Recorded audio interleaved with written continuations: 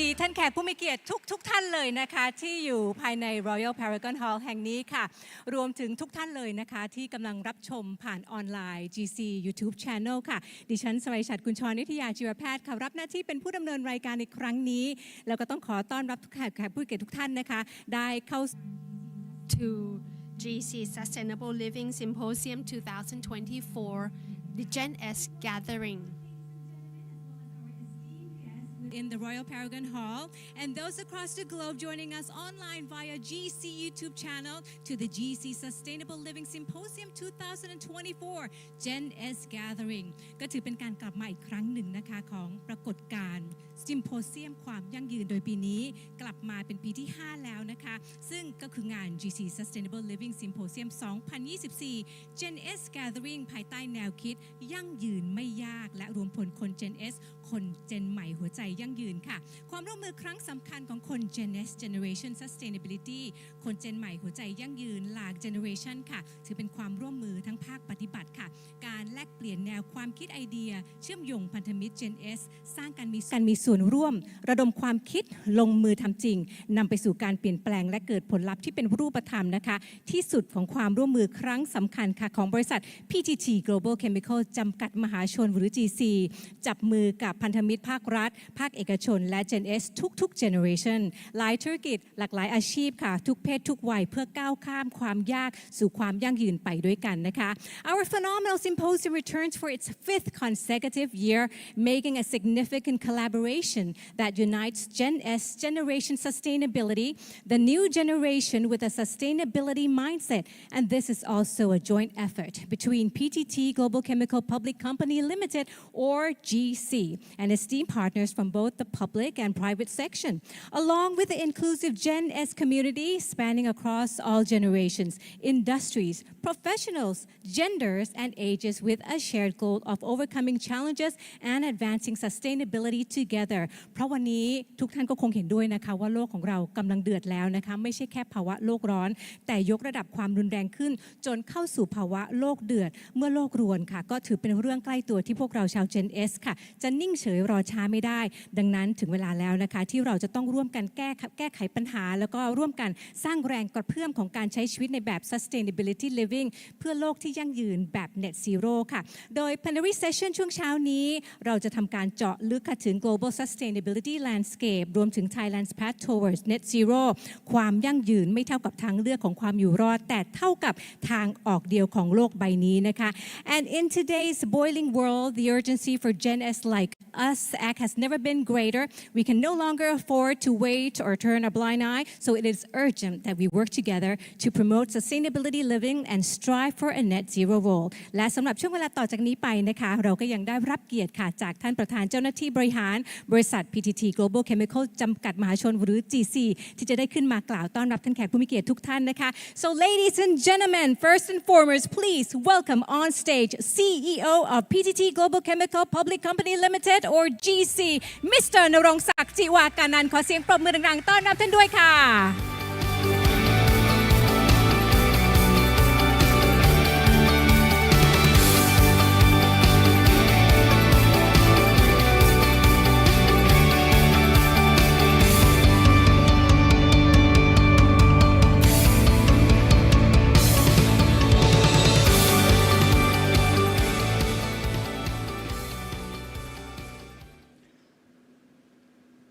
เรียนท่านรองนายกรัฐมนตรีและรัฐมนตรีว่าการกระทรวงดิจิทัลเพื่อเศรษฐกิจและสังคม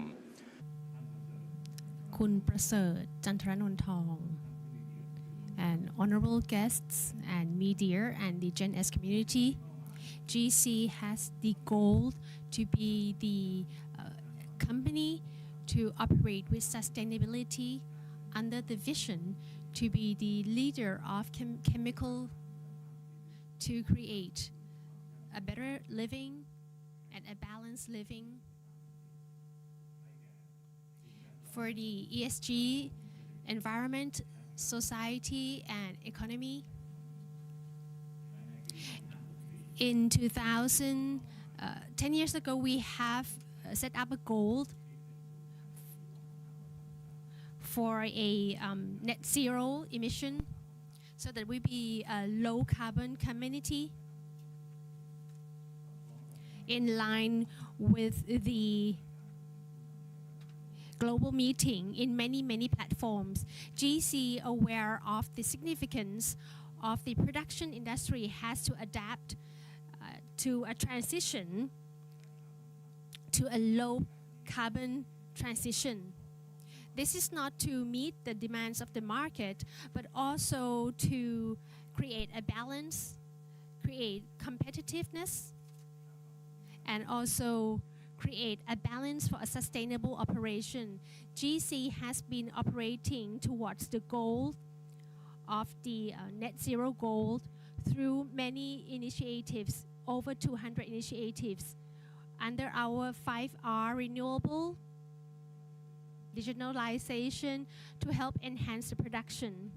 And we have a low carbon operating plans, whether it's the capturing, utilization, and storage, and to seek the new opportunities in the business. This is a very important operation towards net zero goal.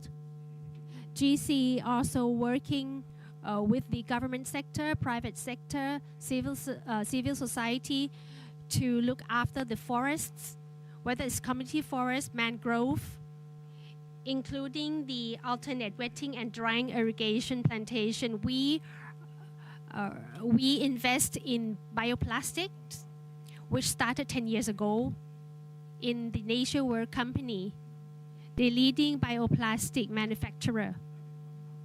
We are very proud, GC is very proud that Thailand can support NatureWorks to invest establishing a factory in Thailand, in Nakhon Sawan province. This is a very potential area in terms of the raw material, very plentiful in terms of agricultural material. This factory will be the first biocomplex in Thailand under the BCG framework of the government. It would finish next year, and this will be the production based to meet the bioplastic production in Asia Pacific, also globally as well. GC has also decided to invest in the special chemical industry, which is in line to how we want to adjust our portfolio. We bought the Outnext, who is the leading company for coating resin products, which aims to create initiative for sustainability. Apart from investing in all this sustainability business, GC also try to leverage our assets to increase our competitiveness. We aim to produce chemical products with high value, which is also eco-friendly, like energy and bioplastic, bioenergy. For the packaging, GC is the first company to change our oil refined factory so that we can accommodate the waste to increase high value for the used cooking oil that we can use for aviation energy as well. This is one of the renewable energy for sustainability, which has a full cycle of low carbon emission to reduce impact to the environment. We have this plan to produce in next year as a commercial production. Sustainability is not for someone, but we are aware that we should be a part of every sector, especially the public and the people sector. One of our initiatives is to use the ESG, which we call the GC U-turn, which is a platform to reuse plastics, supporting aggregating wastes, linking all sectors with the aim to help address the plastic waste in Thailand, to reduce the impact in terms of the environment impact and reduce greenhouse emission. We have the location to accumulate all the used plastics, total of 200 locations to manage community waste.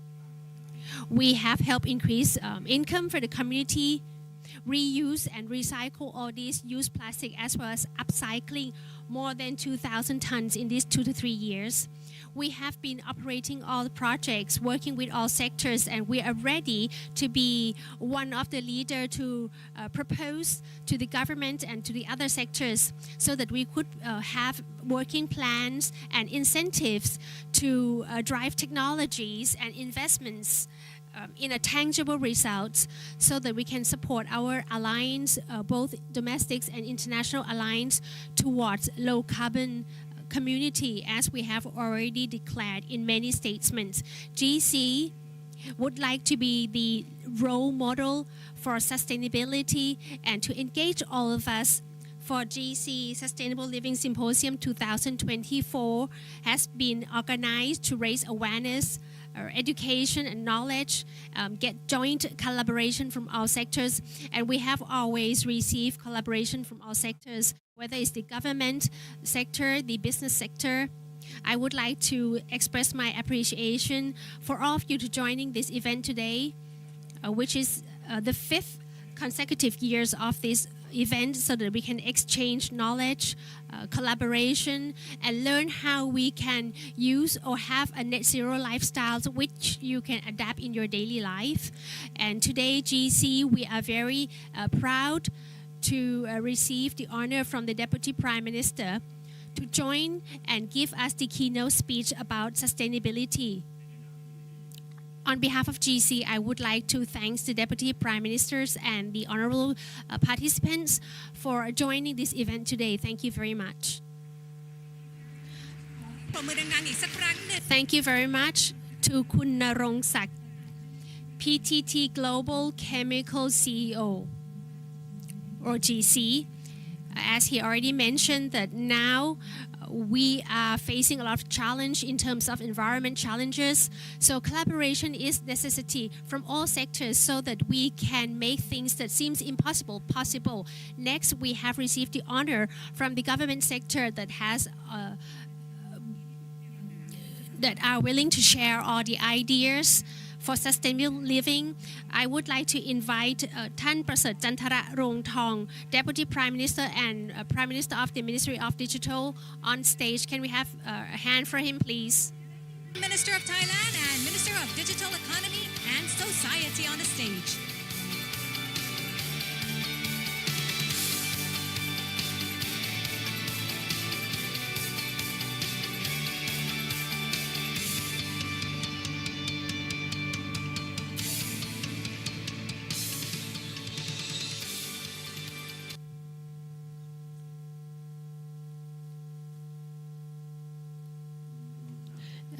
Dear Kun Narongsak,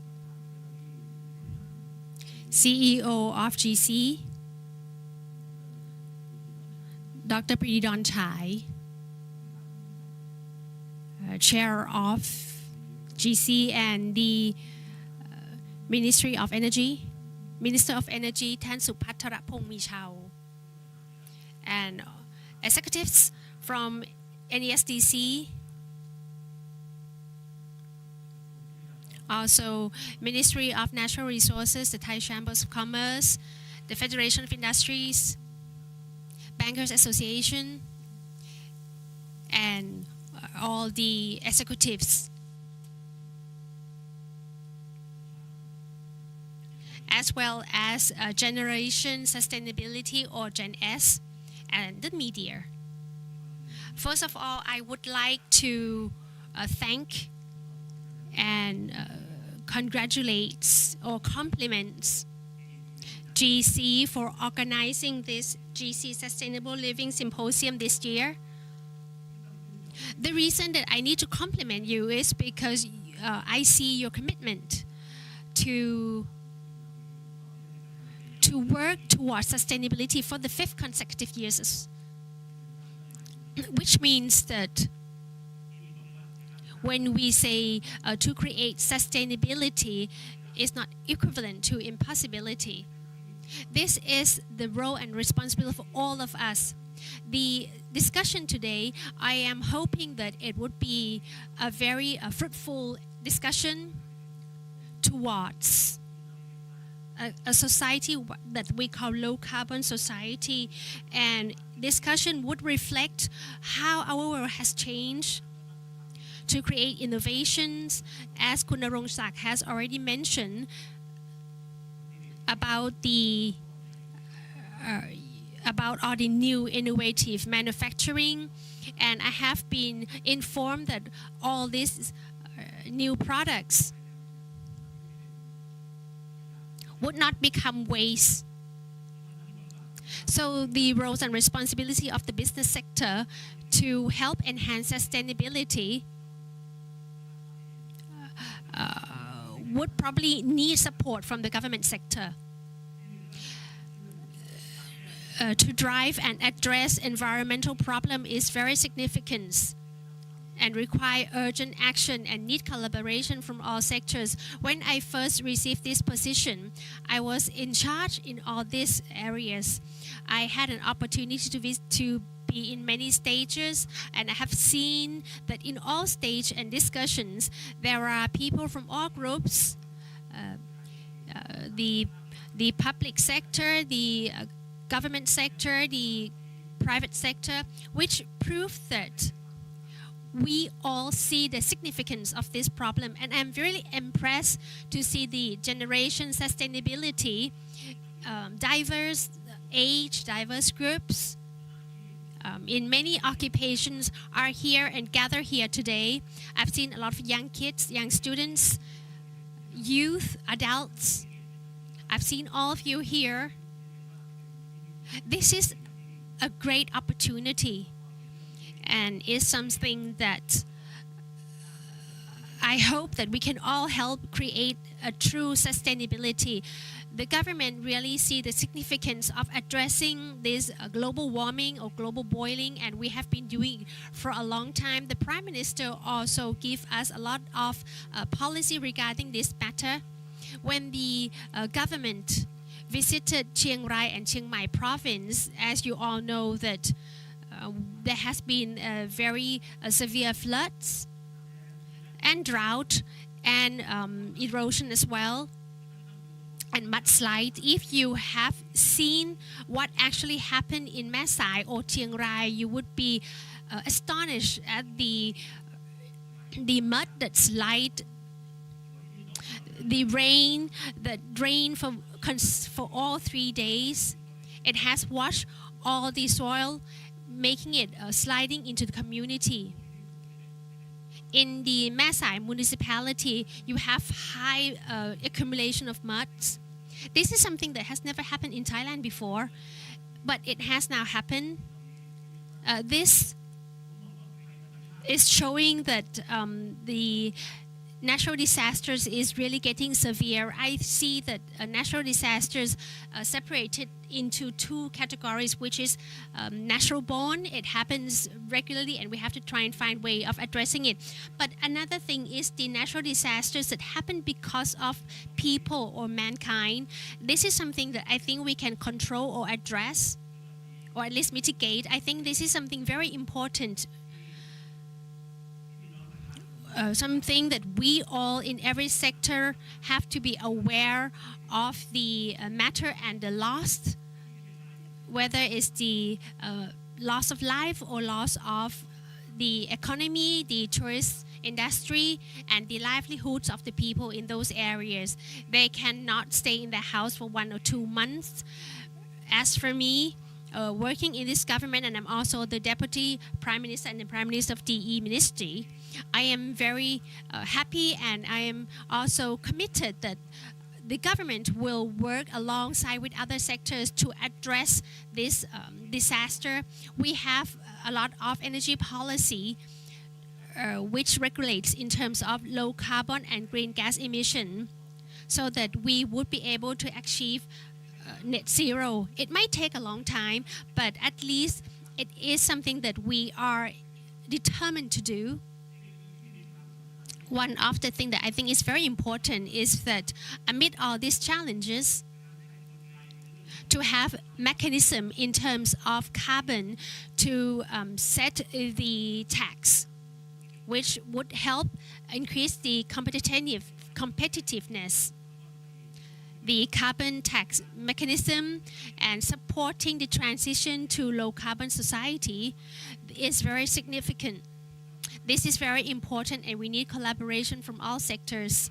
The government is ready to support the private sector in terms of the renewable energy, clean energy consumption, clean technology, so that we can improve the environment. The government supports the ESG fund, which has already been established recently, and I believe that this fund would be a great mechanism to enhance sustainability in business and help improve the energy consumption, reduce impact to the environment, and most importantly, this fund would help strengthen the business, especially in the period where people really stress significance in terms of the business responsibility. The government also have what we call the waste management. The government would support circular system to reduce the amount of waste, support the segregation of waste, and the right way of disposal for waste. What we have been doing in this country, we are trying to drive forward working with the private sector in terms of international collaboration to strengthen our efforts for the environment. I think this is also very important as well, because a lot of business that wish to invest in Thailand, one of the uniqueness of the country that they want to invest on is that they have to trust in the infrastructure and the industry that has sustainable and uses clean energy.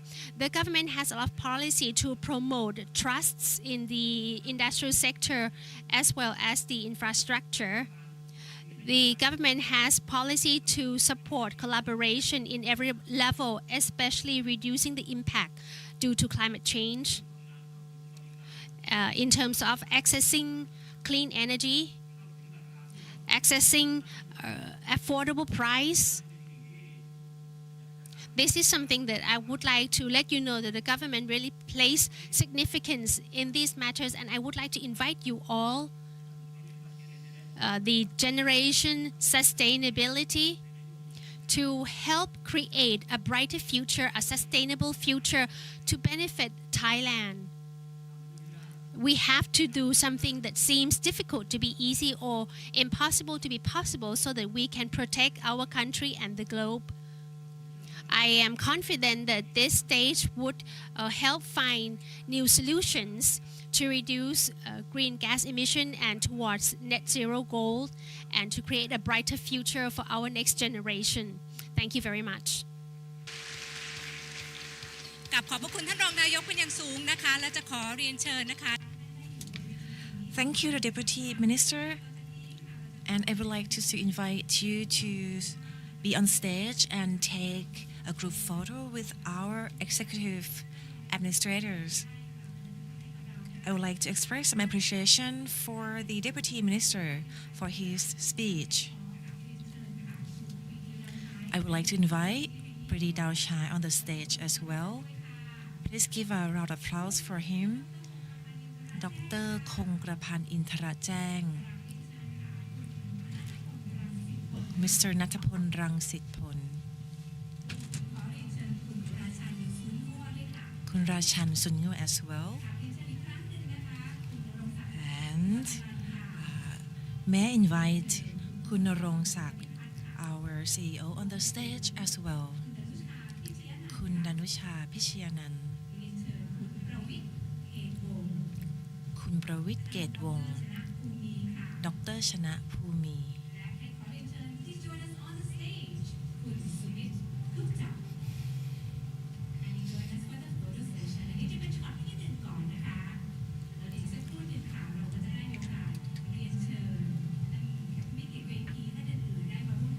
This is the first photo shot, and next I will invite our VIP guest on the stage later.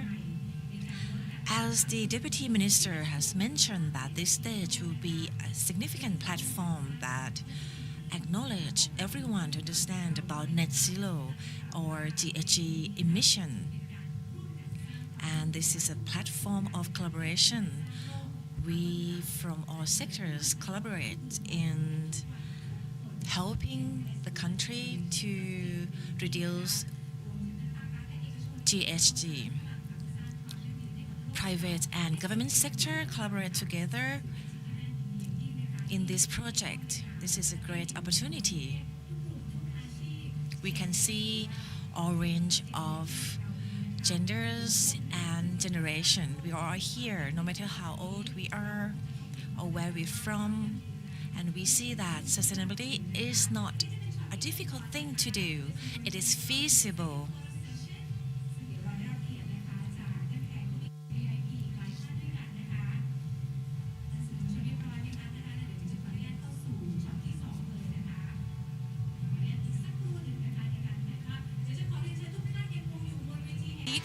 I'd like to still remain on the stage as we will move along to our second shot.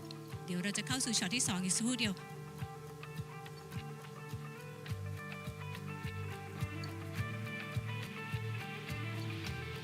เอาละค่ะขออนุญาตนะคะเดี๋ยวเรากำลังจะเตรียมตัวเข้าสู่ช็อตที่2เป็นลำดับต่อไปเลยนะคะเข้าสู่ช็อต2เลยได้ไหมคะหรือว่าขอจัดภาพเพิ่มเติมอีกนิดนึงเพื่อความสวยงามนะคะเนื่องจากว่าเราเองก็จะได้นำภาพอันสารพลังในครั้งนี้ค่ะได้ทำประชาสัมพันธ์กันต่อนะคะในโอกาสนี้นะคะขออนุญาตเข้าสู่ช็อตที่2ได้เลยนะคะ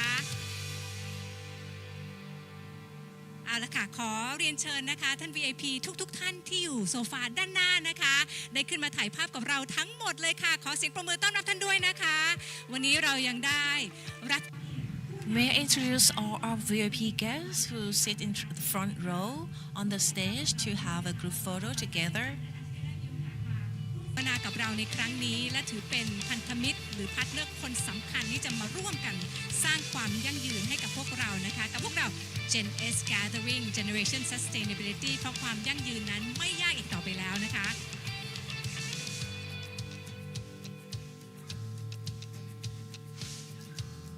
อันนี้จะเป็นช็อตที่2อยู่นะคะซึ่งเดี๋ยวเราจะมีอีก1ช็อตค่ะเป็นช็อตที่3รอเพียงครู่เดียวนะคะ This will be our second session of the photo session. We will have the third session, so I'd like to request all of you will still remain on the stage. อีกสักครู่หนึ่งค่ะเราจะเข้าสู่ช็อตที่2นะคะย้ำอีกครั้งหนึ่งนะคะกับสิ่งที่เราได้รับฟังไปเมื่อสักครู่นี้นะคะเรื่องของความยั่งยืนนั้นต่อไปนี้เป็นหน้าที่ของพวกเราทุกคนนะคะไม่ได้เกิดขึ้นมาเพื่อเป็นภารกิจให้กับคนกลุ่มใดกลุ่มหนึ่งเท่านั้นแต่โลกใบนี้จะต้องอยู่อย่างมีคุณภาพเป็นโลกที่น่าอยู่ให้กับคนรุ่นใหม่ๆดังนั้นถือเป็นหน้าที่สำคัญของพวกเราทุกๆคนนะคะในการที่จะสานพลังร่วมสร้าง neutral carbon นะคะหรือว่าความเป็นกลางทางคาร์บอนให้สำเร็จผลให้ได้นะคะภายในปี 2050 รวมถึง Net Zero ภายในปี 2065 นะคะซึ่งเป้าหมายของเราในระยะสั้นนี้จะต้องเกิดขึ้นภายในปี 2030 นี้ให้ได้นะคะในการที่จะสร้างสังคมคาร์บอนในความเป็นกลางให้ได้นะคะแล้วก็ต้องอาศัยความร่วมมือแล้วก็มีกิจกรรมต่างๆอีกมากมายต้องขอบพระคุณในโอกาสนี้ช็อตที่3จะขอเรียนเชิญท่านรองนายกรัฐมนตรีเพียงท่านเดียวนะคะยังคงอยู่บนเวทีแห่งนี้ก่อนนะคะ Thank you everyone ขอเสียงปรบมือให้กับทุกท่านอีกครั้งหนึ่งนะคะ Thank you everyone กราบเรียนเชิญท่านรองนายกรัฐมนตรียังคงอยู่บนเวทีแห่งนี้ก่อนนะคะเพื่อที่จะเข้าสู่ช็อตต่อไปค่ะNext, we would like to invite more VIPs and executives on the stage for the third session. ให้ขอเรียนเชิญค่ะ Please welcome Mr. Eric Ripple. Join us for the photo session. ขอเสียงปรบมือต้อนรับคุณ Eric Ripple ด้วยนะคะ As well as Mr. Ross Baglin. Please welcome Mr. Benjamin Kuo. Mr. Benoit De Becker. As well as Mr. Giorgio Gamba.และขอเรียนเชิญค่ะมิสเตอร์ปฏิภาณการวิบูลย์กราบเรียนเชิญค่ะใน นี้จะเป็นช็อตสุดท้ายแล้วนะคะฉะนั้นใครขอเรียนเชิญท่านสื่อมวลชนได้ทำการบันทึกภาพได้เลยนะคะอย่างที่เรียนให้ทราบนะคะว่าสำหรับงานนี้ค่ะทาง GC เชิญชวนคนหัวใจรักโลกหรือว่า Gen S Generation Sustainability ทุกเพศทุกวัยทุกอาชีพนะคะมาร่วมกันหาคำตอบของการใช้ชีวิตอย่างยั่งยืนในงาน GC Sustainable Living Symposium 2024 Gen S Gathering ในรูปแบบ Hybrid Event on Ground และก็ออนไลน์ภายใต้แนวคิดยั่งยืนไม่ยากโดยเราจัดกันมาปีนี้ปีที่ 5 แล้วนะคะซึ่งสิ่งที่เราจะได้เจอภายในงานนี้แน่ๆเลยก็คือการเสวนาเปิดมุมมองธุรกิจสู่ความยั่งยืนอย่างรอบด้านและขับเคลื่อนประเทศไทยสู่เป้าหมาย Net Zero ค่ะโดยผู้นำจากทุกภาคส่วนนะคะโดยชวนทุกท่านเข้ามาร่วมกันชมนิทรรศการนวัตกรรมเพื่อโลกและแลกเปลี่ยนไอเดียสร้างสรรค์จุดแรงบันดาลใจค่ะให้ผู้โลกเดือดเป็นประโยชน์สำหรับทั้งภาคธุรกิจและการใช้ชีวิตที่ทำให้เรื่องของความยั่งยืนนั้นไม่เป็นเรื่องยากอีกต่อไปนะคะเพราะตอนนี้ต้องยอมรับนะคะว่าการสร้างความยั่งยืนคือทางออกเดียวของการผู้โลกใบนี้ให้พ้นวิกฤตโลกเดือดและเป็นหน้าที่ของพวกเราทุกคน GC Sustainable Living Symposium 2024 นะคะก็จัดขึ้นมามุ่งหวังที่จะสร้างการมีส่วนร่วมระดมความคิดนำไปสู่การเปลี่ยนแปลงเรียบร้อยแล้วขอis to aim for sustainability, and the first session of opening ceremony is completed. ขอบคุณค่ะ I will be meeting with all of you later on the stage ขอบคุณค่ะซึ่งบุคคลเหล่านี้นะคะถือเป็นผู้นำทางความคิดค่ะกราบขอบพระคุณท่านรองนายกรัฐมนตรีเป็นอย่างสูงด้วยนะคะที่ท่านได้ให้เกียรติมากล่าวปาฐกถาในครั้งนี้นะคะอย่างที่ท่านได้บอกนะคะว่าท่านเองก็รู้สึกยินดีเดินเข้างานของเราก็ได้เห็นกลุ่มบุคคลทุกเพศทุกวัยทุกเจนนะคะ Gen S หรือว่า Gen Sustainability ที่เราจะมาร่วมกันสานพลังนะคะสร้างโลก Net Zero ให้ขึ้นมาได้นะคะเอาละค่ะช่วงเวลาต่อจากนี้ไปนะคะเรา We are all Gen S and we will collaborate together to create a better world, and we are going to understand about the global measures, how to assess sustainability landscape, global regulatory and compliance trends driving the transition towards sustainability in both the world and industry ซึ่งในโอกาสนี้นะคะเราก็ได้รับเกียรติจากบุคคลสำคัญค่ะ so please welcome Managing Director and Senior Partner Boston Consulting Group or BCG Mr. Sumit Gupta ขอเสียงปรบมือต้อนรับท่านด้วยค่ะ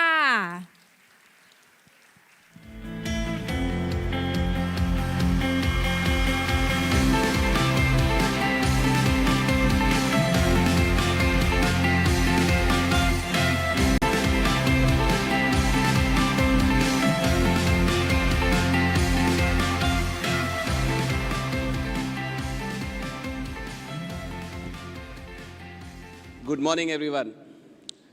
It's fantastic to be back in Bangkok, and what a lovely crowd to have, for such a noble cause, talking about sustainability, acting about sustainability, and not just thinking, but doing sustainability as well. And if I look at Thailand, I think there's a lot that's happened over the last many years. A lot is actually very little in the context of where the world is. Why do I say that? If you look at where we are globally, today we are trending towards anywhere between the 3.2 to 3.9 degree path. The current policies are not enough. Even with the pledges and targets that have been committed till date, we would end up at 2.4.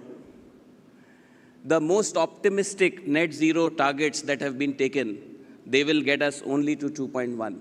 And to get to 2 or 1.5, that is what we have all been aiming for or eyeing for, we will need to cut global emissions by 26% for getting to 2-degree pathway, and by 43% to actually get to the 1.5-degree pathway.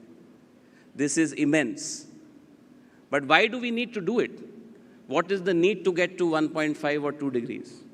If we don't, the cost of inaction is massive. We are already seeing impacts today in pretty much any country, any geography. There are either massive floods, massive droughts, temperatures are soaring above 40 degrees, which have become the trend.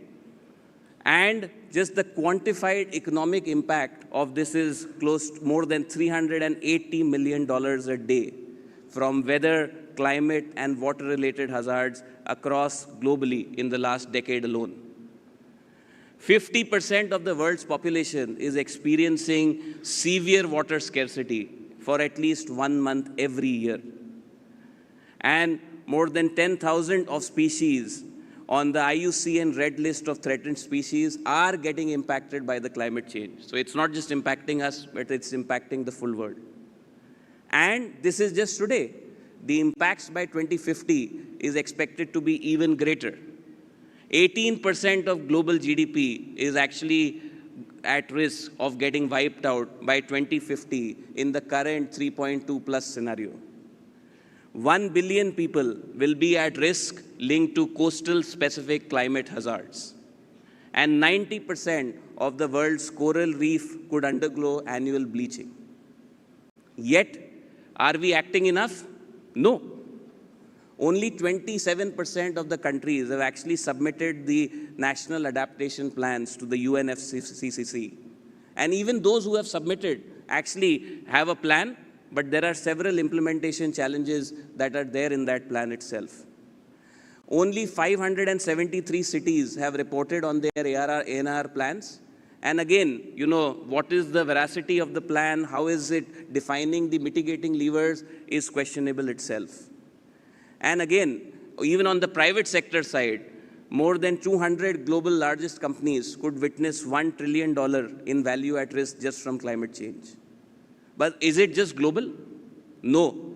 The impact at home, the home that we call as Asia, the home that we call as ASEAN, the home that we call as Thailand is at risk. While the world GDP will suffer at 18%, APAC alone will actually face a large brunt of it. This could mean 26% of our region's GDP at risk. For ASEAN, this number is even higher, at 37%. This is the nature of the challenge. But whenever the glass is half empty, it is also half full. What this challenge presents to us is also an unprecedented opportunity to actually create large business out of this as well.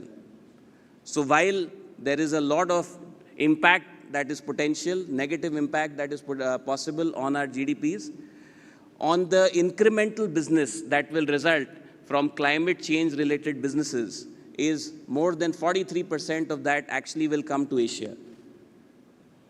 This is equivalent to 4.3 trillion annual incremental business opportunity by the year 2030.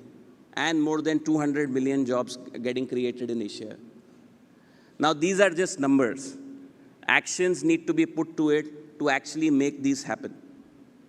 What is the world doing to actually do this? Actually, to be fair, most of the world is actually pursuing climate action in one form or the other. You can either think of mitigation or adaptation, or you can actually think a combination of both as well, which is how do you mitigate few things and how do you adapt to the rest. Countries actually fall in any of these three buckets. Doing nothing, and that basically means the world is signing up to 3.9 plus. Do something, but at least let's wait and watch and see what the other is going to do, and then we do some partial mitigation, partial planning, and then we'll see and go how the world progresses. And then doing everything that we can, which is pushing the bar to get to the 2 degrees, to push towards the 1.5 degrees as much as possible. And this matrix does not stay the same. It actually keeps differing as you think about, over the last 30 years, countries have changed positions, key actors, who are protagonists become laggards, and similarly, vice versa as well. But I think the technological advancements that are happening in the world, they actually unlock feasible decarbonization solutions. And that's what the world is moving towards and looking towards. Majority of the countries, in my view, actually fall in the second bucket, where we are doing something, but also waiting and watching for things to evolve. And I think there is a need that at least on certain aspects, we get to the third bucket of doing everything that we can. What is the world doing? there is a strong tailwind of regulatory changes globally. IRA has actually triggered major investments in clean tech. If I look over the last 6-7 years, I think it's tremendously increased, the clean investments that gone in year after year. Our estimates suggest that more than $240 billion of clean investments happened in 2023. And this is through, the IRA methodology of clean tech investment, where you are reducing carbon emissions through financial incentives and tax credits. The European Green Deal is again a great example, where the full continent is aiming at actually becoming carbon neutral by 2050. And there, the entire action is stressed towards, there are a set of things which are required to make this happen. The local production is as minimal as possible, and hence there is this new clean industrial deal, which is led by climate and competition commissioners to actually make the transition happen. And it's not just US and Europe that are actually making things happen. Pretty much every country in the world is actually looking at what kind of regulations and policy support frameworks can be put in place to actually enable the rise of green tech, the rise of green businesses to actually combat this challenge that we are facing today. There are numerous examples, and with the government accelerating regulatory requirements, 50,000 plus companies are supposed to report against CSRD by 2028. I would have loved to see this number being higher, but this is still a significant jump from where we are today. And the actions are across the board. We spoke about the IRA and we spoke about the European Green Deal. But if you look at India, which is signed up for a national hydrogen mission, Germany, which is also looking at Supply Chain Due Diligence Act, the entire Companies Strategic Import Regulations Act from UK. I think across the board, there is a number of regulations, measures that are being taken to ensure that the world is steadily moving towards, investing, building, and growing green businesses. We have seen multiple ages in the human evolution.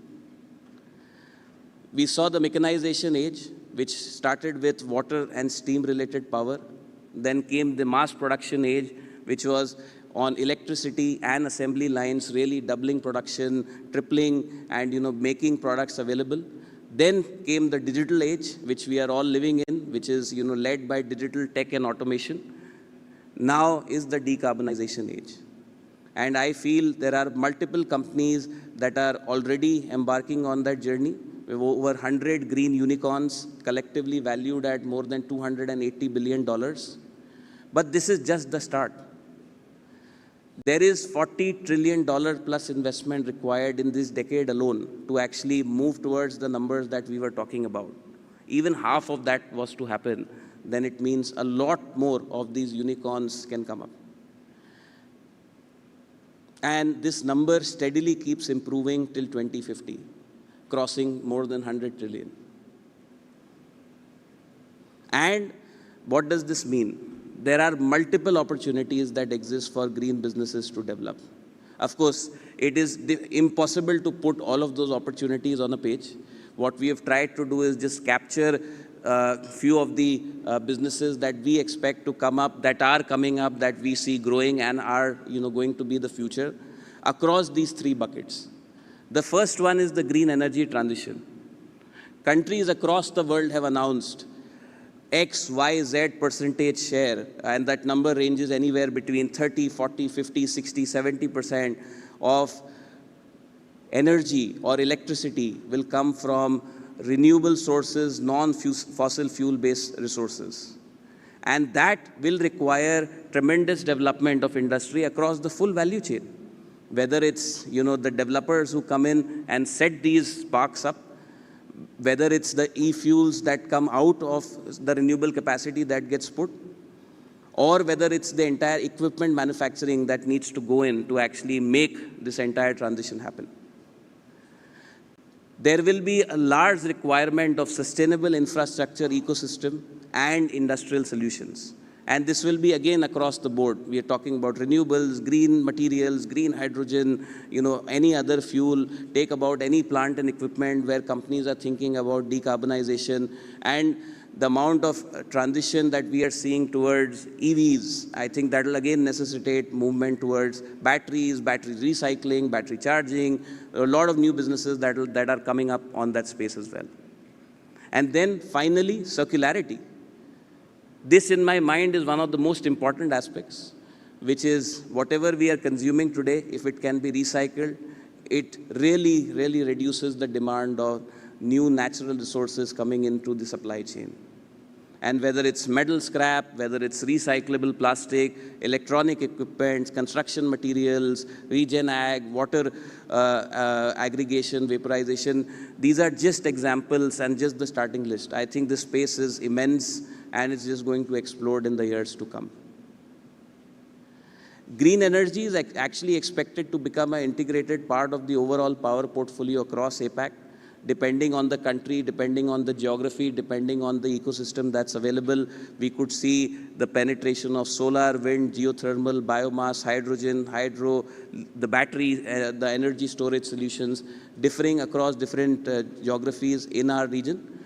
But essentially, the idea is that we, as the region, are going to lead investment activity over the next decade.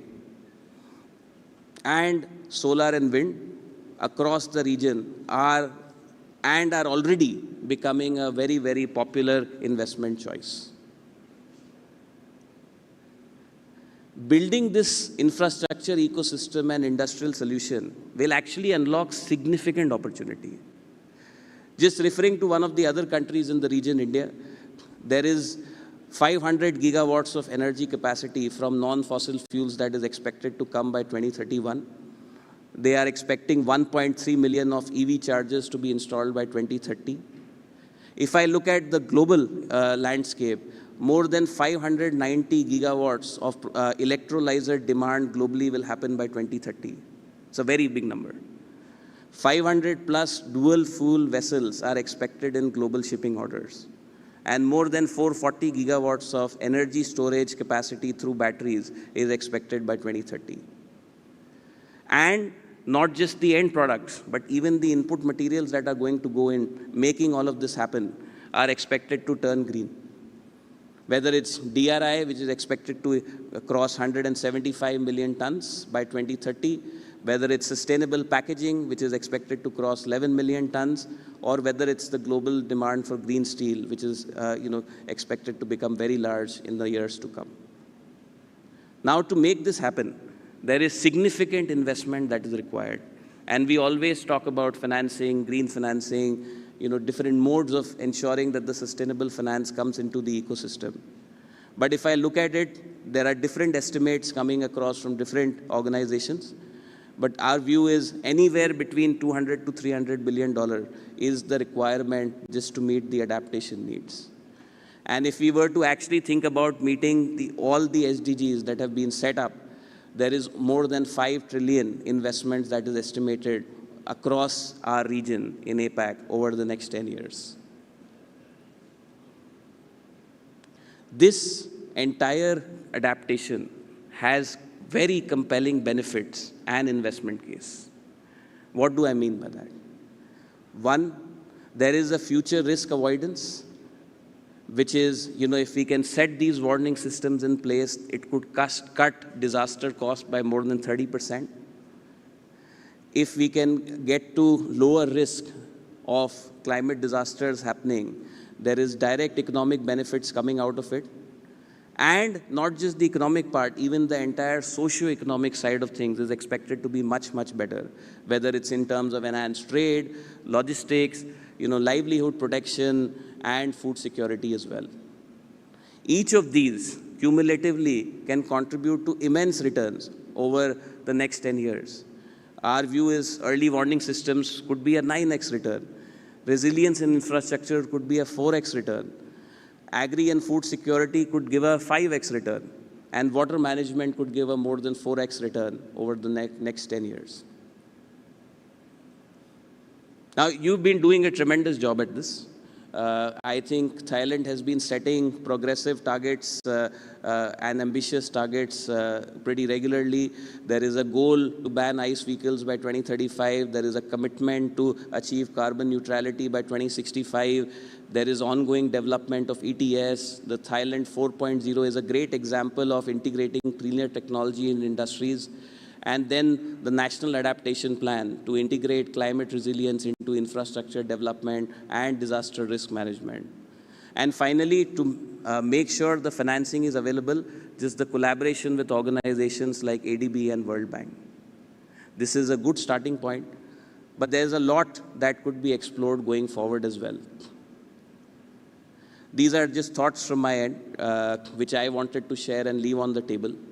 I think on the policy and regulation side, there are different countries around the world thinking about carbon tax to create a market-driven approach to reduce emissions.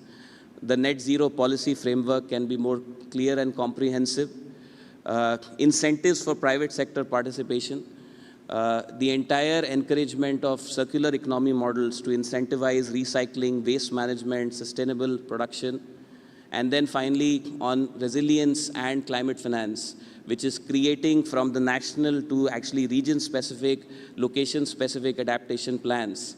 And then finally, looking at innovative financing structures like blended finance, transition finance, and then even exploring creating, a national green bank.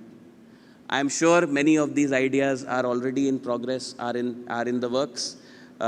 It would be great to see, what happens over the years to come to actually push Thailand towards even a more and higher sustainable economy. Lastly, now is the time to act. I clearly see that early adopters will get a head start. Sustainability is no longer an option. It is an imperative. It is the urgent need of the hour. Companies, governments who can move in that direction will not just see sustainability as a core pillar, but actually see sustainability as a clear competitive advantage. And what this will lead to is, or what this will require is, locking up low carbon supply or creating this supply with material advantage. There is a lot of reputational value in this space to being the first in net zero and being nature positive. We are seeing benefits around the world in terms of lower cost of capital, better financing access if you are actually moving in the green business context, lower operational cost as the initial low carbon reduction efforts are actually very consistent with cost reductions. And then finally, mitigating transition and physical risks from climate change and ecosystem collapse. All this can lead to higher market valuation for companies. It will lead to a very well-designed ecosystem with all stakeholders being happy. And then finally, this will make the world a much, much better place that we all are committed to make happen. And, hopefully the graphs that I showed on the first slide will start looking very different in the years to come. That's what I had for today. Thank you so much for having me here. Climate is an imperative. It is an urgent need. It is going to happen. We have to participate. We have to make it happen together. Thank you very much. Thank you very much to Mr. Sumit Gupta. I totally agree. We have to make it happen. สำหรับหัวข้อที่ Mr. Sumit Gupta, Managing Director and Senior Partner Boston. The topic that he has already discussed is very valuable, and we have gained a lot of advantages from the presentation, the global sustainability landscape.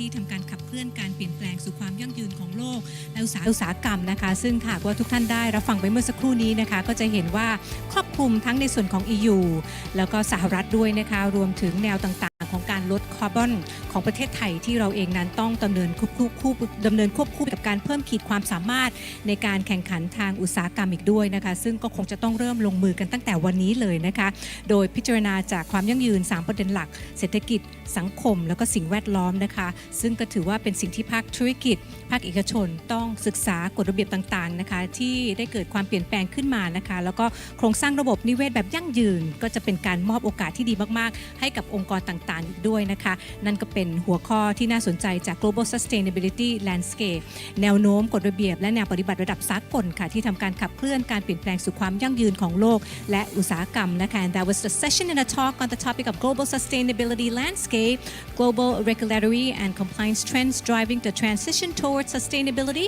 and the both worlds and industry เอาละค่ะช่วงเวลาต่อจากนี้ไปนะคะก็ถือเป็นอีกหนึ่งไฮไลท์ที่หลายท่านบอกว่ารอคอยกันเลยทีเดียวค่ะซึ่งก็จะเป็นการเสวนาในหัวข้อที่มีชื่อว่ากลไกการเร่งขับเคลื่อนประเทศไทยสู่เป้าหมาย Net Zero นะคะช่วงเวลาต่อจากนี้ค่ะเราก็จะได้ทำการเรียนรู้ศึกษาค่ะเครื่องมือหรือว่ากลไกการเร่งขับเคลื่อนประเทศไทยของเราค่ะเข้าสู่ภารกิจในการผลักดันนโยบายนะคะทั้งนี้ก็เพื่อเป็นการสนับสนุนภาคีเครือข่ายแล้วก็ทำการยกระดับภาคเอกชนไทยเพื่อสู่การบรรลุเป้าหมายเดียวกันนะคะกับทาง Net Zero นั่นเองนะคะซึ่งจะเกิดขึ้นอย่างไรนั้นนะคะวันนี้เราก็ได้รับเกียรตินะคะทั้งจากสภาพัฒนาการเศรษฐกิจและสังคมแห่งชาติหอการค้าไทยสภาอุตสาหกรรมแห่งประเทศไทยและสมาคมธนาคารไทยอีกด้วยนะคะทั้งนี้เพื่อที่จะสร้างความเข้าใจและแรงบันดาลใจในการสร้างแนวคิด Net Zero นะคะในโอกาสนี้ค่ะดิฉันขอกราบเรียนเชิญผู้บริหารของเราทั้ง4ท่านนะคะได้ขึ้นมาบนเวทีแห่งนี้ท่านแรกค่ะ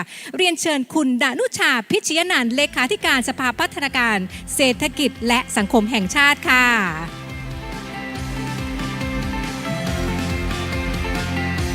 กราบเรียนเชิญค่ะ Invite the panelists Mr. Danusha Pichayanan from NESDC, Mr. Prawit Prakitsi, Vice Chairman of the Board, the Thai Chamber of Commerce,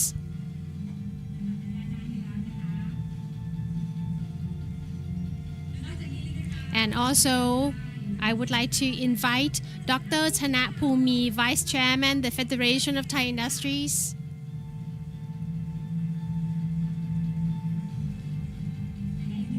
And lastly, the last panelists, Mr. Poonsit Wongthawatchai, Lead Facilitator of Theme Sustainability Thai Bankers Association.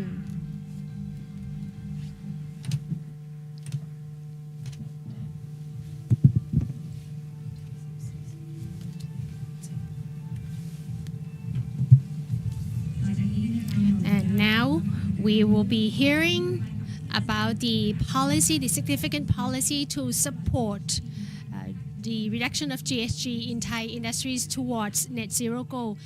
May I greet all of the panelists and thank you very much for joining this session in GC Sustainable Living Symposium 2024.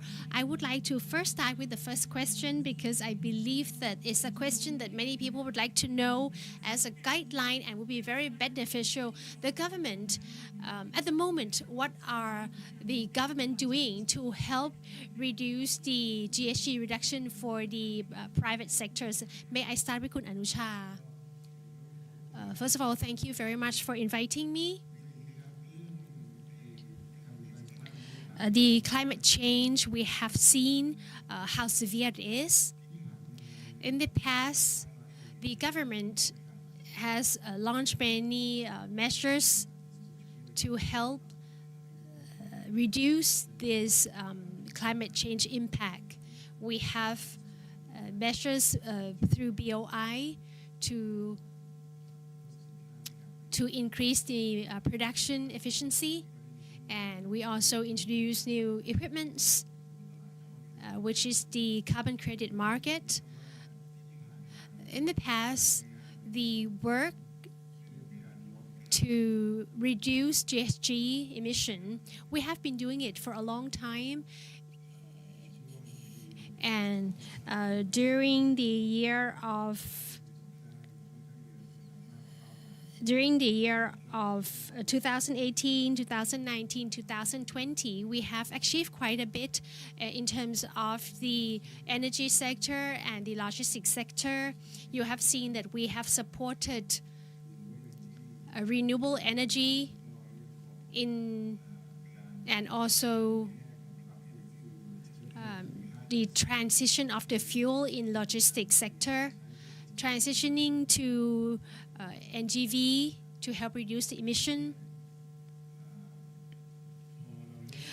And now, since we have shift to trying to find a collaboration framework in the international level. We have been adapting a lot of the management structure. We have established the global warming division, and we have a lot of regulations, mechanisms in terms of committees to oversee these matters and to set measures to help both government and the private sector to help reduce the GHG emission. And at the same time, we have a lot of plans which actually has just been approved by the ministry, and NESCC has already approved it as well, to set the goal that we will reduce emission in each sectors, whether the energy, industry, logistics sectors. We have set the goals for each sectors.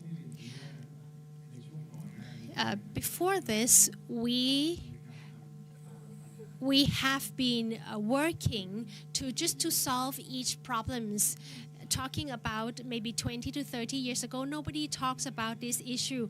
And now, since this matter has been raised, we are trying to address all the problems, trying to find measures to help address the problems. And I believe that from now on, the government sector, especially as well as the public sector, we will help each other to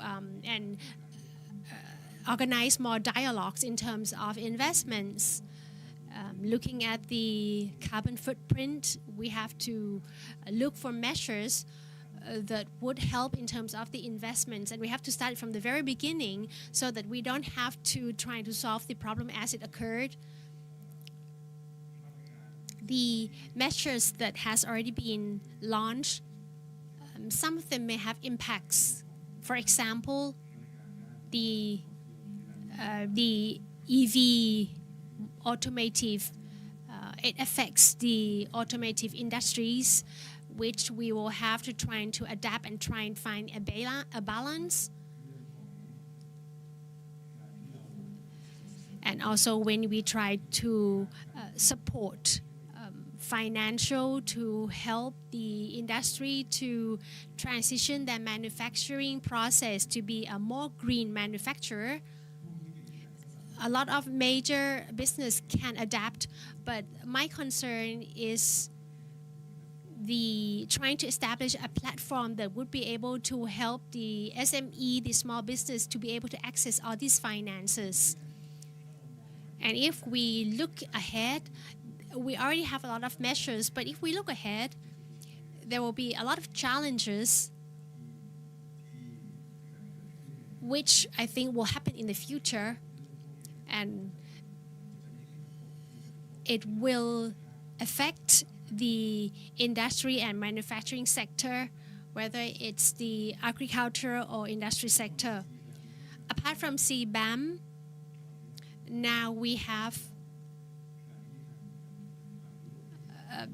EU has trying to set a kind of mechanism which is called traceability, to be able to trace back to all the products that we export to them, to ensure that each manufacturing process, whether it contributes to low carbon. So we have to try to improve the process for this traceability.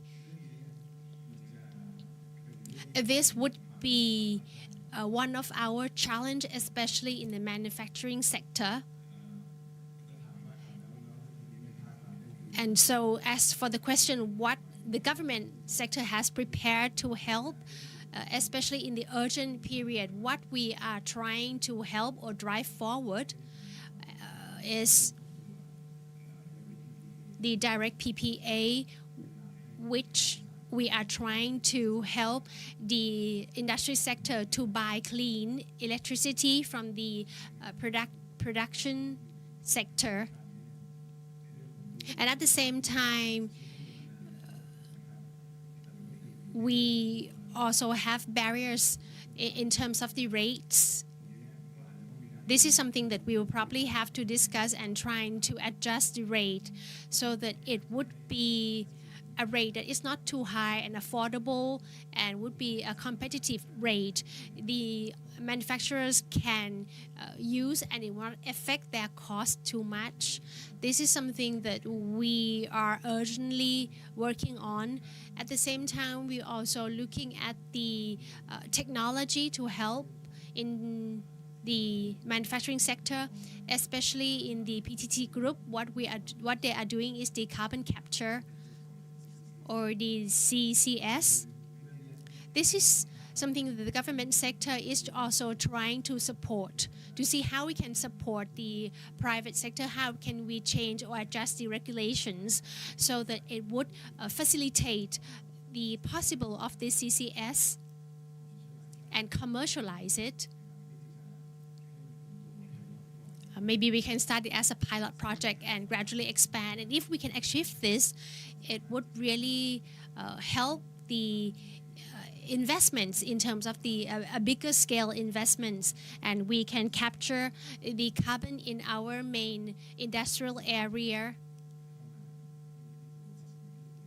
capture it to our facility and store it at the facility, which would help in terms of reducing the emission. Another issue that I think we have to urgently tackle, maybe you think it's not relevant, but it is, which is increasing the productivity in the agricultural sector. I think this is something that we need urgent action in terms of increasing the productivity. It's not increasing the plantation area, but in the same production area, we have to increase the productivity, because in the future, as the CEO of GC has already mentioned about the bioplastic, biojet fuel, which will happen soon. So all these things, it really depends on the agricultural products. So if this fuel has expanded, we will have to increase the agricultural productivity to meet the supplies. So apart from supplying in the food sector, we have to supply in the fuel sector as well. So this is something that we have to work on. We're trying to study, to conduct research on the seeds and how we can apply modern technologies to help enhance the agricultural sector. This is something that we are working on. Another aspect that I think we need to oversee is we have the government mechanism, but what I think would really help is the private sector. Maybe you have to voice yourself up to say what you want the government to help. For example, the carbon credit market or the TIVA. This is a domestic market. So once you buy the carbon credit from TIVA, it doesn't mean that we can export the product and it will be acceptable. We need to adjust some of these standards to meet the international standard as well, to ensure that the manufacturer would be able to use this to offset their production process and be able to export their products overseas. This is something that we are also working on in terms of the international standards and the carbon credit market. Another thing that I would like to mention, when we have the carbon credit market, we are looking for a mechanism that would help in the community level, so that they would be able to leverage this as well. Like for the community forests, how can they also enter the carbon credit market, and so that they can generate more income for themselves. So something that I would like to emphasize is that we need the private sector to tell us what they want the government to help, because sometimes the government, we may not understand the requirements of the business sector. So there are a lot of details that sometimes is challenging for the business sectors. So we need to know how we, the government sector, can help. All the mechanisms we have already, but we need to know how we can use those mechanisms to enhance the operation of the business. Thank you very much. Actually, we have a lot of measures, and it has been going on for a long time. But something that we think is challenging is the measures for the production to meet the standards of the EU, especially the traceability, the carbon capture, and the government, the private sector needs to tell the government sector how the government can help them. Now let's move on to the Thai Chamber of Commerce. May I ask Kun Prawit to discuss about the policies? Thank you. It's a great honor to be here on this platform, and thank you for inviting our Thai Chamber of Commerce to discuss about what we have been doing. And the Secretary has already have a great summary, and I will go fast too. We all know that climate change has been a trend for a long time, since the Vice President Al Gore of the US, and it's a common topic. It's close to everyone. It's not just a global warming, but it's a boiling world already. And soon we will face the problem of the fine dust, the PM 2.5, pollution, and what we talked about so many times is how do we conduct the localization. When we use the money, it cannot be used to solve this type of problem because the PM 2.5, the smog problem in the north of Thailand, is increasingly high. It's a severe problem, and it relates to the fire. The forest fire occurs in the 60%. The fire that we know. And the scope that we understand is something that we already know, but we know about the transportation, logistic problem, the automobile that release emission, but the big problem is the smoke from our neighbor countries. And our Prime Minister just discussed about this in the Asian Summit in Vientiane recently. This is a local problem. And we have to think how do we allocate the fund. It's very difficult to use the government fund because there is a lot of checking.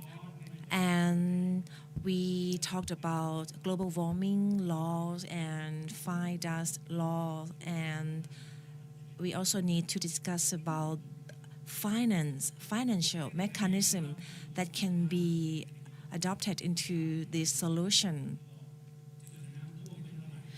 You know that we have a lot of disaster, the drought, and after this drought, there is this high level of mud, and the mud became solid, and it's very difficult to clean the area after mud, after the flood.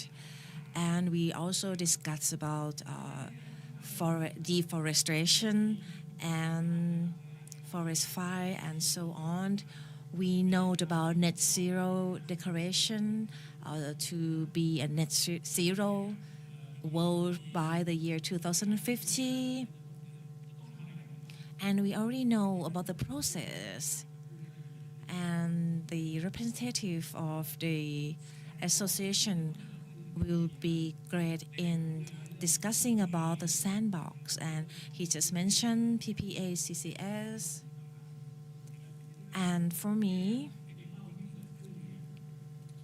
the goal that we need to set, for me, we are from Thai Chamber of Commerce, and we see that transportation and logistics are a big problem. We talk about CCS and shifting fossil fuel to EV and industrial processing and waste management.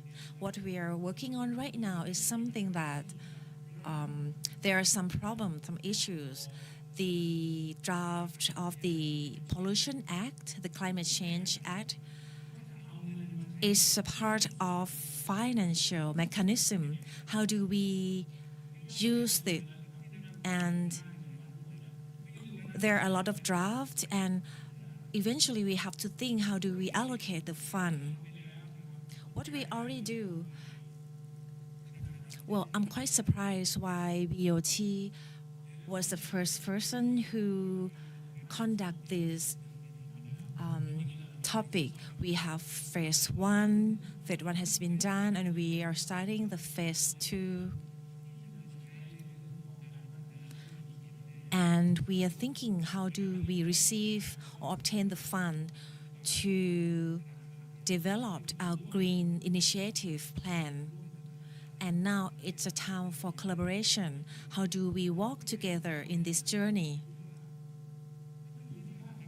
But of course, the energy section and transportation or logistic section are plays a huge role in this situation.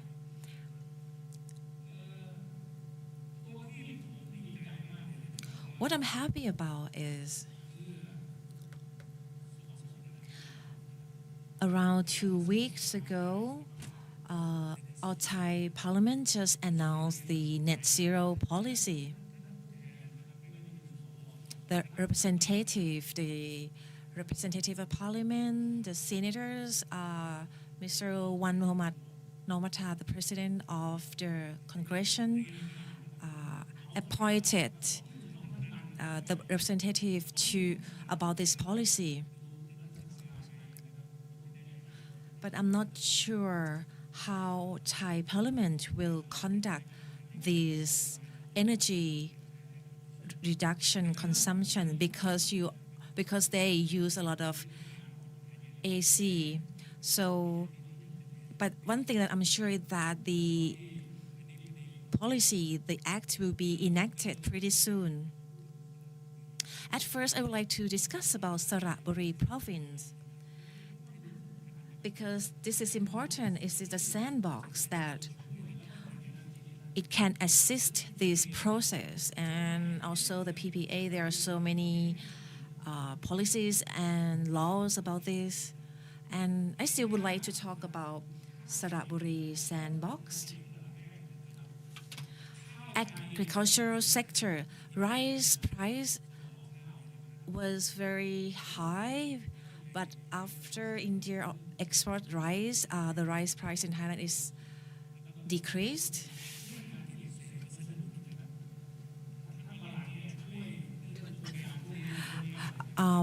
We also perform the conduction in collecting hay, and then we talked about local power plants. If we have local power plants around our regions, we can reduce the conduct of waste burning. We can do the burning, but it should be controlled, it should be monitored, and it's called biochar.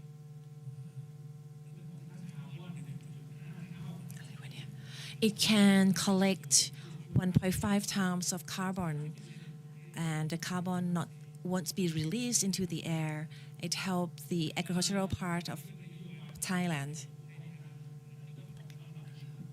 Okay, this is a policy, and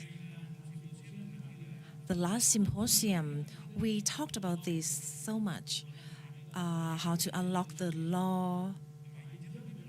There were so many laws to discuss about how do we use it and apply it into solution solving, and how to.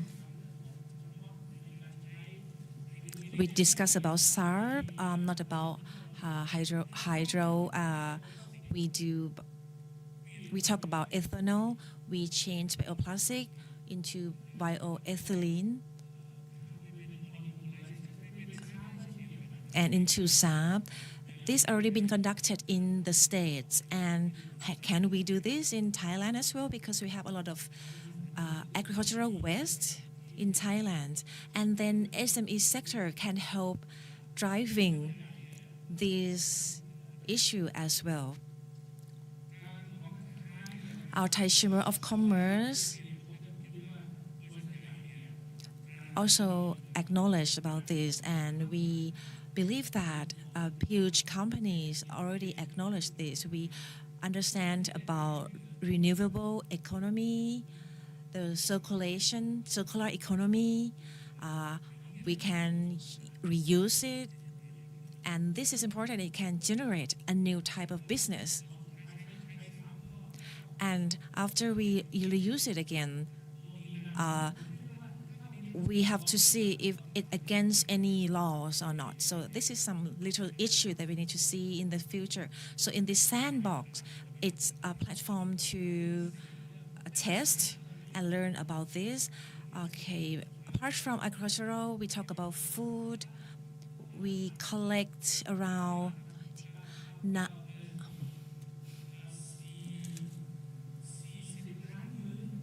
we collect food from 40 million meals. These are waste food, and we use it in our project. And we also work on tourism part. Right now, the number of tourism is increasing, and it is almost as high as before the pandemic. We have tourism, not only the capital or famous city, but to the other smaller cities. And we have this happy model. We create identity. We have multiculturals in these smaller cities and make them interesting for tourism to go to.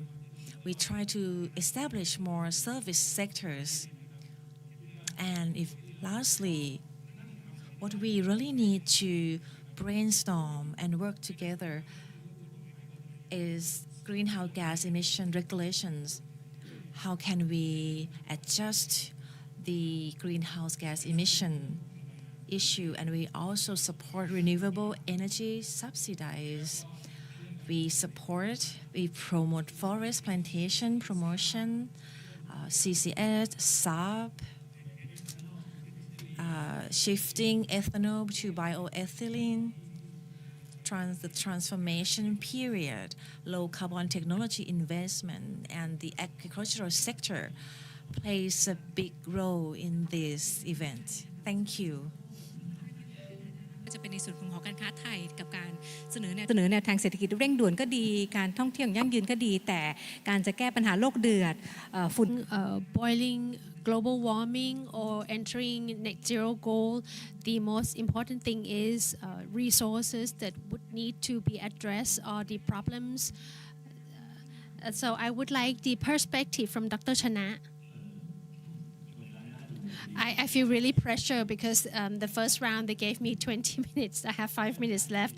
Okay, never mind, because I've listened since the discussion about the BCG, and 3 weeks ago I joined the Planet Week in New York, which confirmed that one thing that is very important is the physical risk, which is the things that change physically that impact the business structure, the entire business structure of the country. So for us, for the Federation, I think we want to talk about one FTI. We're not focusing just on the industry federation, but I'm talking about collaboration from all sectors, because this is something that would be a very long journey, a long-term project. We cannot stop doing it. So for the federation, we're trying to see how we can work on this. We don't have problem in terms of planning, but we have problems in terms of implementing it. Yesterday I met Dr. Kopsak. at the Energy Symposium yesterday, we had a very good idea. He said that the laws that has been used more than 30 years, it should be automatically cancelled, which means that there's a more possibility that we can write new laws and regulations. I think this is something very interesting. Something that I would like to address is about the transitioning to the low carbon society. We haven't actually balanced about the risk and the opportunity, because transitioning consists of opportunities as well as challenging. Transitional risk comprises 4 things. 1, policy. If the government sector have clear policy on how we are going towards the BCG or low carbon economy, it needs to follow with the second point, which is bringing in technology. From what I've seen, the government agencies are working like function-based, not issue-based. For example, NDC, that we said we're going to reduce 30% plus 10% if we get fund from international funding. But the question is the roadmap or the mapping or the marginal basement cost curve. I would like to know which agency is in charge of this mapping of this. This is one of the things that we have to think of. Secondly, the carbon decarbonization roadmap is not in charge by one agency, but is a cross-ministry. The countries that has achieved this, mostly they would have the level of the deputy of the prime minister. They would look at the overall policy, how we can drive it, the resources. I understand that you might have friends working in the executive level, in the government level, and you have seen the commitments of the civil servants and the government sector who would like to help. But one thing that we face is the budgeting. That's the problem.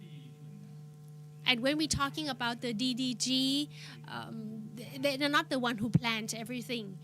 I'm in the private sector, so it's more easy. We can synchronize in terms of the resources, whether it's the money or the personal. I need to ask NESDC to help this.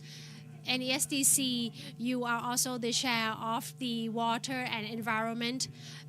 And then you have the water committee looking after the water issue. And that is separated from the NESDC. The reason I'm talking about the water resources is because when we talk about the climate emergency, the temperature 1 or 2, 3 degrees, that's outdated. We have to talk about loss of nature. Up north, when we had the mudslide, it shows that the geographic has changed. They said that it might change from water resources to be drought. I think Thailand, we still have a chance, a very high chance that we can still work on this. There's not many countries that have problems of flood and drought that still have the opportunity to change. So for the Federation of Industry, I'm trying to map the transitioning to the green industry or the new supply chain, which we call the green supply chain. I think we would have to look into the green infrastructure of the country that would be driven by the regulations on what we call the issue base. The question is, do we have laws and regulations? We have to look at the holistic view of the laws and regulation. I'm not sure whether it's enough for the just NESDC. I'm asking in the name of the Federation. There are so many issues that needs to Kun Pravi actually has already mentioned the Saraburi sandbox, which I look after the cement industry there. There's a clear roadmap, technology roadmap, clear of the funding. And you've seen examples from other countries on how they achieve their goals. Normally they work in a very small area and try to make it like a pilot project to see that whether the government mechanism and the funding that has been invested, whether it works. the money that we have put in for the cement industry in Saraburi, for example, buying the fuel, we try to shift it to support the energy corp. So we try to buy all the agricultural waste. And we found that laws and regulations limits us. Most of the laws and regulations need to be amended to be in line with what we are trying to work forward to. I'm going to stop here because I have exceeded the time. So if we talk about the risks, there's the physical risks, the physical changes which might impact the business, as well as the transitional risks and how we can move forward to green industry, which of course we need to amend the laws and regulations. Now may I ask the Thai Bankers Association, please, Kun Punsit. I would like to start my presentation here. So from what the Secretary has mentioned about the rule and regulation and Thailand's commitment to reduce GHG emission by 2013 are reduced by 30% around under some condition, and the representative from FTI to adjust some policy to reduce GHG emission. It will be a great risk if we cannot meet this goal, and it's also a competitive activities for all businesses. So you can see from the presentation, on the lower left of the screen, we can transfer the transportation and energy section to help in this transform to reduce the carbon to net zero. And the financial sector has established innovation of products and financial products, which is called EHG finance. It connects and relates to sustainability dimension. You may heard about green bond and green loan, or green loan, green share. These were just introduced into Thai market recently. It was first launched in 2018, and I can say that this is the commercial or banking industry act to meet the needs of the society to adopt new technology into the business. And I would like to refer to the BCG speaker. And there are around 20 to 30 billion USD that will be involved in this investment. And Thailand, we also need to have this huge fund too for transferring the business into the green business. And this is not a small number of fund. What do bank sectors do? What do financial sector do? We know that we need this big amount of money that needs to be put into this sector. And last year,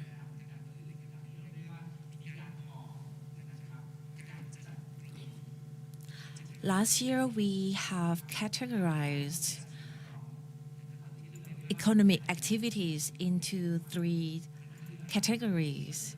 We called it a Thailand taxonomy phase 1. So we classified which activities is friendly to the environment, and that is put in the green activities category. Climate change problems with net greenhouse gas emission close to or equal to zero at the present, and we call this green taxonomy classification. And there are some activities that we label them to be yellow because these activities do need to be adjusted. The business protocol or process need to be adjusted so it can meet the country's policy, the country's goal to be net zero, to be in the net zero journey. And if the industries that don't support the country net zero policy, we call it hard to abate sector. And banking industry is also in the risk because the investors in the future or consumers may think twice before supporting or buying the business or industries that are labeled in color red as red activities, because they see that their activities do not support the goal of reducing greenhouse gas emission. So we try to assist the industry that are labeled in yellow or red in transforming their business into green initiative. There are new financial products that involve this type of innovation. I'm gonna talk about this in the next slide. And right now, we need around 4 to 5 million baht annually. This fund will be allocated into the yellow and red activities. And having taxonomy is crucial because it can separate each activities, and banking industry can accelerate the support. Right now, we can see 3 colors, and the yellow colors, the yellow activities are more than other type of activities. It covers transportation and logistics and energy industry. We have around 10 to 12 industries that are in the green zone and 20% in the red zone. So we can see that the industry sector, the entrepreneur needs the transformation, and this is a great opportunity for commercial banking industry to be a player in this event. Just like Khun Pravit and the Secretary mentioned, transportation and energy sectors release 70% of GHG in Thailand, or 70% of the big picture of the country, and SEC will categorize the economic activities, and it will cover all industries, the production industry, asset, and waste management. And if we combine phase 1 and 2 together, it is around 90% of Thailand GHG emission. So these industries are our target, the next target for us, for financial sector, to support them, to support with the transformation. And this slide talks about sustainable finance products. How do we help with the fund? We have product innovation, we have green bond and loan that I just mentioned. So the green loan that support business to have the transformation to green business. And it's important that lead industries, when they have a share and they have goals to invest in a specific activities or some transaction which is green and it's environmental friendly. So in the past, I can say that green bond or ESG bond were first released in Thailand in 2018, around 7 to 8 billion baht, and right now we have share that relates to sustainability more than before, around 2.5 billion baht. And if you see, it started, and it's more than before, but we still need 400 to 500 billion baht annually. So on the screen, you can see two products that I would like to introduce. Some projects are not categorized as green, and if we need to invest to reduce GHG emission, and our operation also need to be adjusted, the bank has this product called Sustainability Linked Loan. It's a simple product. It's linked, or it have a KPI that linked to the operation of sustainability. For example, the loaner come to the bank and say, okay, I want this SLL, Sustainability Linked Loan, and the bank say, okay, you need this specific KPI in your E ratio, in financial, in the profit, and this is our benchmark. And we will also have an extra additional sustainable KPI, like you need to have a reduction of GHG emission 5%. You have to have a specific goal for this reduction. This is an additional goal, which is an incentive, which is special, and the incentive that we provide them is the interest that can be adjusted. The interest will be adjusted lower, but if the client cannot meet this goal, the interest will be decreased. So you can see that this is innovation that financial sector has currently introduced into the society, and it helps accelerate the private sectors to operate and to be aligned with this green policy to mitigate climate risk. Okay.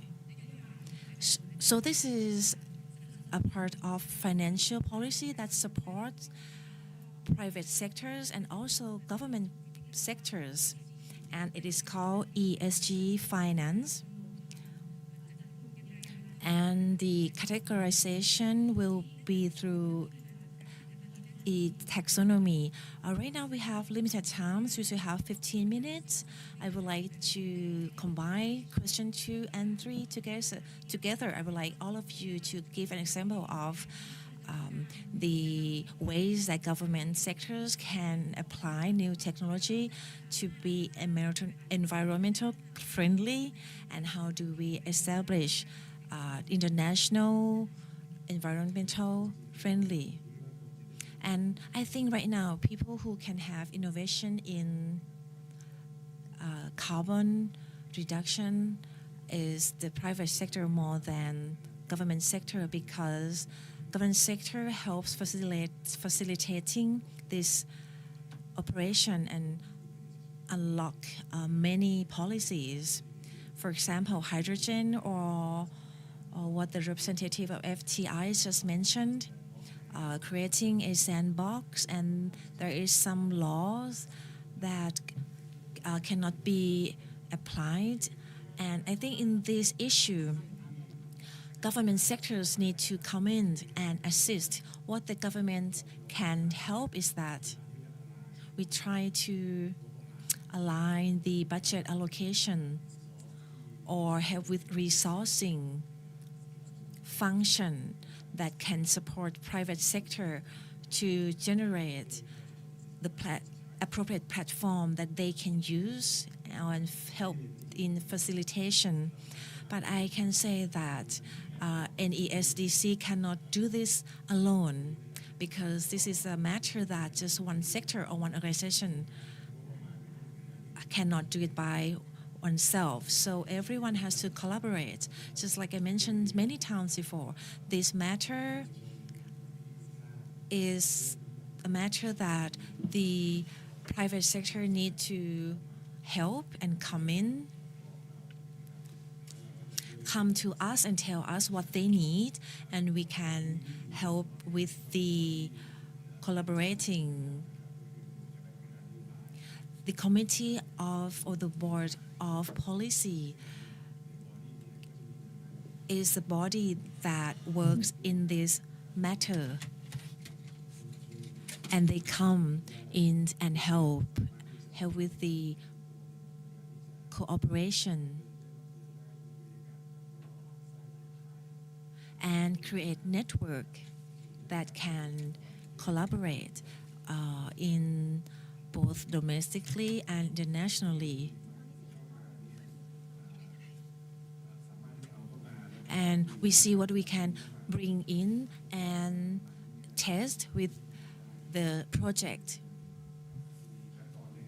There might be some small steps, and we are adjusting some laws, and this can help facilitating in the process. Right, every sectors need to help in the collaboration, and the private sector can come and tell the government what they need. So what I want to express is that even the parliament acknowledged this, and the parliament are concerned about this because the old laws that were enacted 30, 40 years ago are against the new trend. So adapting the laws are crucial right now. When we come back to today's world, there are some drafting that are still in progress.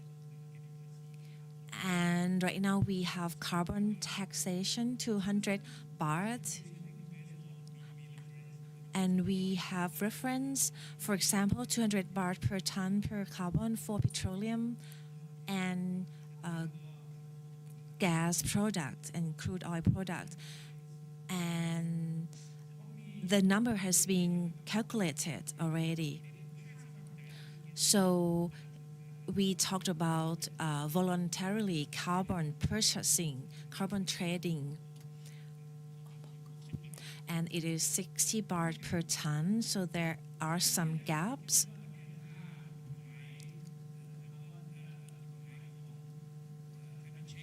If the climate change law is enacted and is valid next week, there's gonna be a discussion about emission trading scheme. For example, what is your right, how much you can release the carbon emission. And we talked to SME, and they are wondering how much emission they have done, because they are more concerned about the business. They have problem with their business because of Chinese products that is more competitive.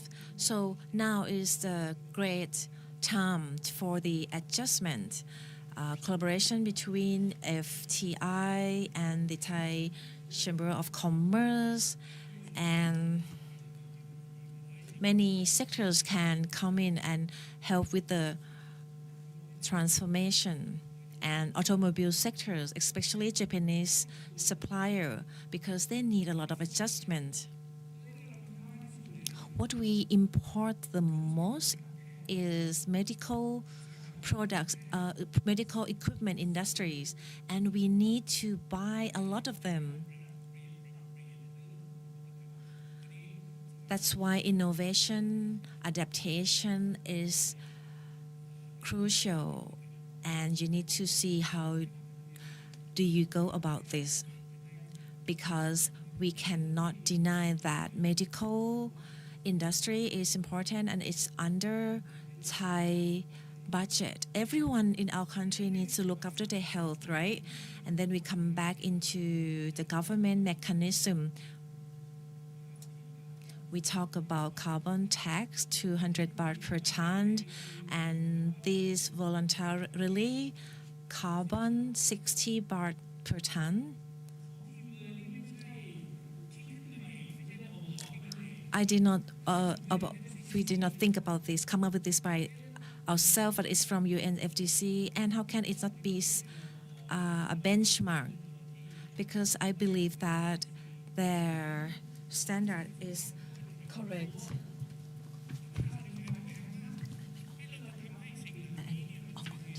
And how do we facilitate this with our SME? And I believe that the TGO has their great standard. So we have to think about the voluntarily choice and other method if it can create innovation for Thai entrepreneur. And I hope that all the sandbox that has been established will be an indicator for innovation.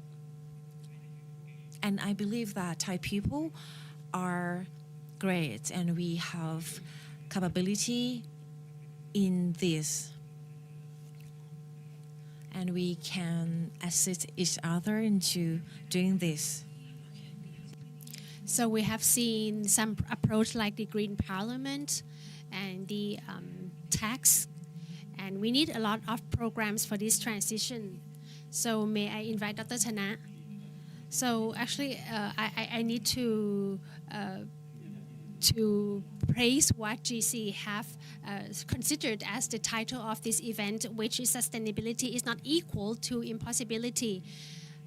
For FTI, I think that the mechanism that we have discussed with the international countries and the government sector, I would probably be focusing in 2 or 3 things that we have worked with the government sector, which I think it's very important and play a good role in the transition.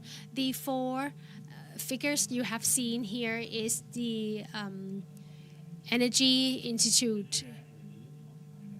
First of all, how can we make this energy transition, which is the most significant thing, happen?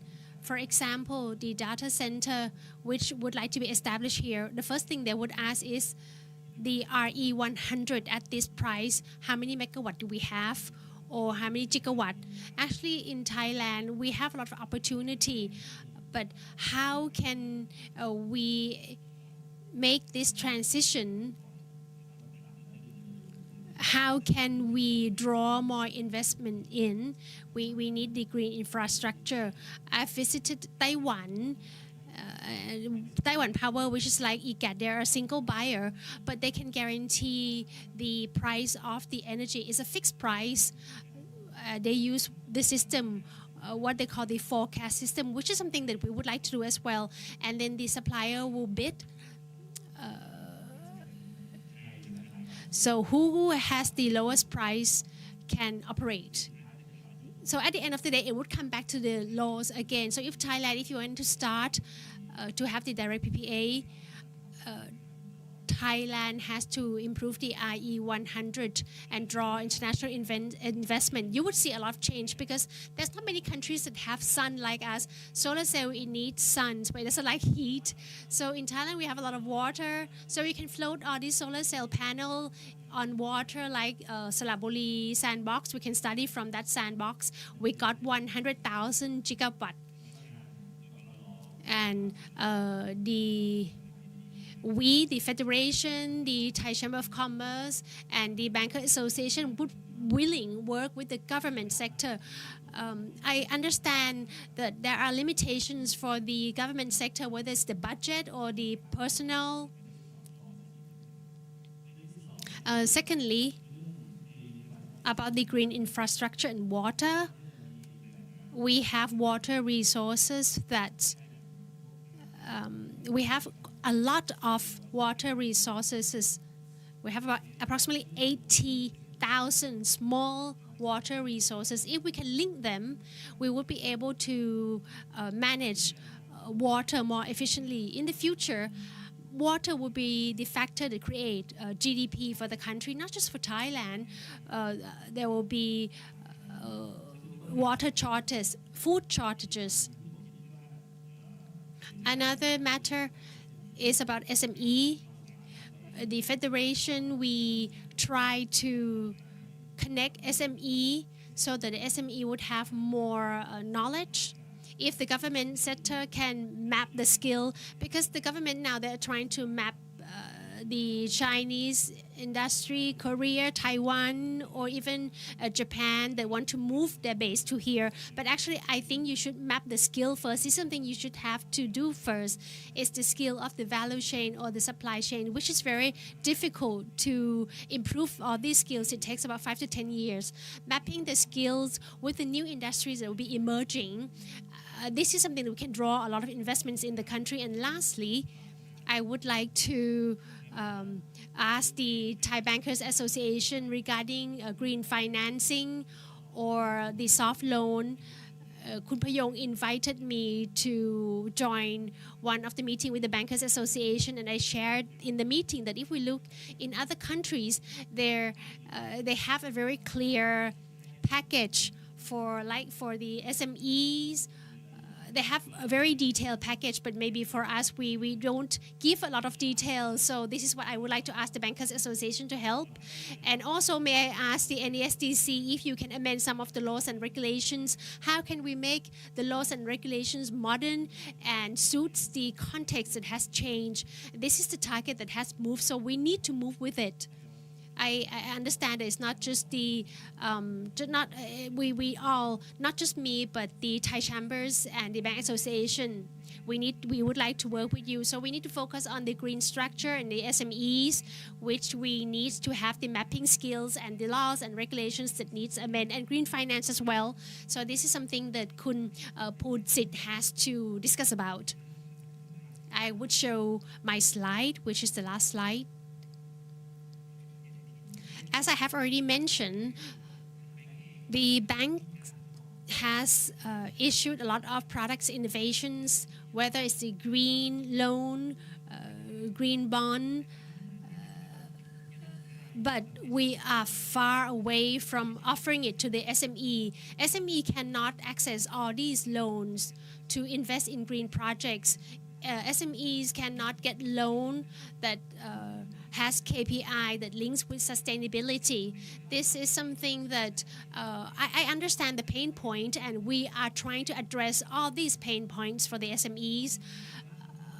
Last year, the Bank of Thailand has launched this soft loan through commercial banks to give loans to the SME so that the SME can transition themselves or adapt their production process to be more eco-friendly.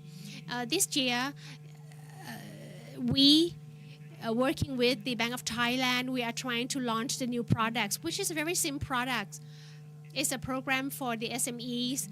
We will not be evaluating or having any of the KPI, whether they have achieved any carbon emission reduction. But what we will do is we are going to set the goal or the objective of the loan. One of the objectives has to have a condition that align with BCG or circular and green. It has to align in some way or another, and this product is very flexible compared to other products like green bond or SLL, which I have already mentioned from the very beginning. So these programs, I think, is something that the commercial banks do aware, and we are trying to help the SMEs. In August this year, the products which we call the financing for transition for SME, there are 9 banks that issued approximately 200 billion for the SMEs, and they have a very similar feature, which is low interest and give 100% of the loan that is equivalent for the value of the investments, and the loan is 5 to 10 years because the bank understands the limitations of the SMEs. But this is something that the bank are aware of and are trying to support SME. This is in terms of financial. Another aspect is collaboration, which Kun Prawit and Kun Chana has already addressed. There are collaborations between the Industry Federation, Bankers Association, Thai Chamber of Commerce to push and to help SMEs so that they would be able to increase their competitiveness, whether it's supporting them in projects to increase the efficiency of using clean energy, or entering in the RE100 in the Industry Federation or the TCNN Thailand Carbon Neutral Network. Apart from all this networking and the three associations, we also trying to increase their body of knowledge, increase their know-how, and increase the knowledge of all these new technologies to the entrepreneurs, to the SMEs, so that they would be able to have more or better understanding. And we do hope that it would accelerate their work to reduce GHG. One of a good example that I would like to raise is the launching of a course, an accelerator program for the supply chain, which helps the SME to have more body of knowledge about measuring and reporting the GHG emission, at least to provide them and offer them a simple tool, and so that they would have a better understanding. This is a very good example. It's a great collaboration between SCG and Thai Chamber of Commerce and the Bankers Association and FTI, so that we can help or upgrade the knowledge and the capability of the SMEs, so that they would be able to handle, or they would be able to work with the CBAM or other trade barriers from the American or from EU or from other groups. This is something that we are trying to help support SMEs regarding innovations and collaboration as well. Thank you very much. So this is a good example in terms of the financial sector on how to launch products to help the SMEs, but the SME have to set a very clear objective for these loans, and it has to be in line with the SCG. This is a very flexible product, and one more important thing is the collaboration to help and promote SMEs to increase their competitiveness. I think we have a bit more time for a Q&A session, maybe just one or two questions from the participants. Do we have any questions from the audience? You can raise your hands and then we would take the microphone to you. Do we have any questions? But actually, I think we have already covered all aspects, and we have seen a very clear picture in many aspects and dimensions as to how we can achieve the zero goal. We need tools, we need mechanism, which is very important for us to achieve net zero goal. For this session, I think we have covered everything. So thank you very much for the 4 panelists, whether it's Kun Danusha, Kun Prawit, Kun Poonsit, and Kun Chana. Thank you very much. Thank you for the 4 panelists. We have got a lot of ideas and beneficial approaches. This is not optional. This is the only solution for survival. And I believe that what we have just listened to during the panel is a very a good path that can lead us to the net zero goal. Before we take a break, may I invite all of you to fill in the questionnaire through this QR code. Just capture this QR code, which is a QR code that you would be able to fill in our questionnaire. It would help guide us to improve the event for next year. You would get 1 point. If you have collected 5 points, you would get a little gift from GC, which is a cushion from recycled fiber, from used plastic bottles. 3 points would be accumulated from joining activities, and 1 point you can just take a picture and hashtag GC and post it on your social media. So please collect 5 points to get the gifts. We're going to take a break now, and we'll be back in this hall at 1:30 p.m. for the next section about business sustainability. This is a solution for the future. Apart from that, we have exhibition stage next door, which is an approach that we can adapt and use innovative for adaptation in the long-term Thailand decarbonization. Sustainably is not equal to limitation. And for the outside stage, we would be creating inspiration to help all of us to be able to look after the environment and create a more sustainable globe. Sustainability is not one person role and responsibility, but it's all responsibility. So let's be back here at 1:30 with G Sustainability Living Symposium 2024 Gen S Gathering. Thank you very much.